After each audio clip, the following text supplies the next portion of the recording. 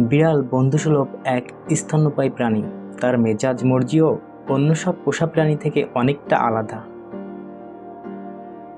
বিড়ালের mu mu ডাক সন্ধ্যার স্বরের একটি।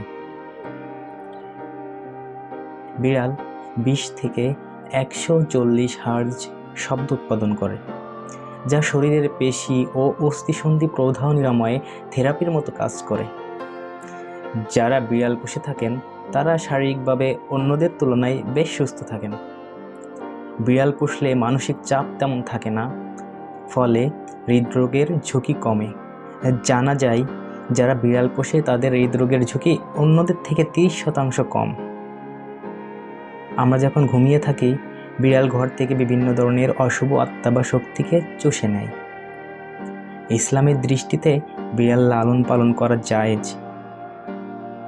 বিড়াল পালনে ঘরে ইঁদুরের উৎপাত কম আসে। এছাড়া মাছের কাটা, খাবারের ঝোঁটা খেয়ে আমাদের পরিবেশকেও রাখে সুন্দর ও পরিষ্কার। অনেকের ঘরেই বিড়াল দেখা যায়, কেউ কেউ শখের বশেই বিড়াল পোষে। ইসলামের দৃষ্টিতে বিড়াল পালনে কোনো অসুবিধা নেই, তবে বিড়ালকে পর্যাপ্ত খাদ্য পানীয় সরবরাহ করতে হবে। বিড়ালের প্রতি যথাযথ দয়া অনুগ্রহ দেখাতে হবে। বিড়ালকে কোনো ধরনের কষ্ট দেওয়া যাবে না। বিড়াল পোষা জায়েজ। আবু হুরায়রা রাদিয়াল্লাহু তাআলা আনহু থেকে বর্ণিত হাদিস শরীফে রাসূলুল্লাহ সাল্লাল্লাহু আলাইহি ওয়াসাল্লাম বলেন, জনৈক মহিলাকে একটি বিড়ালের কারণে আযাব দেওয়া হয়। রাসূল সাল্লাল্লাহু আলাইহি ওয়াসাল্লাম যখন ওযু করতেন তখন নিজের ওযুর পাত্র থেকে বিড়ালকে পানি পান করাতেন।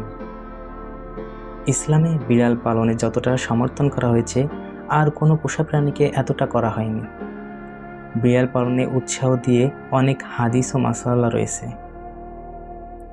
আল্লাহর রাসূল সাল্লাল্লাহু আলাইহি সাল্লামের প্রিয় সাহাবী আব্দুর রহমান রাদিয়াল্লাহু তাআলা আনহু বিড়াল পালন পছন্দ করতেন।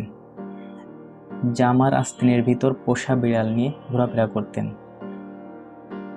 একদিন তিনি জামার আস্তিনের নিচে একটি বিড়াল ছানা নিয়ে রাসূল সাল্লাল্লাহু আলাইহি সাল্লামের দরবারে উপস্থিত হন। সে সময় ছানাটি সহসা সবার সামনে বেরিয়ে পড়ল। এই অবস্থা দেখে রাসূল সাল্লাল্লাহু আলাইহি সাল্লাম তাকে রসিকতা করে ইয়া আবু হুরায়রা, অর্থাৎ হে বিড়ালের পিতা বলে সম্বোধন করলেন। যখন কেউ বিড়ালের সঙ্গে সময় কাটায় তখন তাদের দেহে প্রশান্তি ও আরামদায়ক রাসায়নিক পদার্থের নিঃসরণ বৃদ্ধি পায়, ফলে ব্যক্তির রাগ, উদ্বেগ ও মানসিক চাপ নিয়ন্ত্রণ করে থাকে। এমনটি দেখা গেছে গবেষণায়। 2002 সালে ন্যাশনাল হেলথ ইনস্টিটিউটের এক গবেষণায় দেখা গেছে 1 বছরের নিচে যেসব শিশু বিড়ালের প্রেমে মগ্ন থাকে তাদের বিভিন্ন ধরনের অ্যালার্জি হওয়ার সম্ভাবনা কম।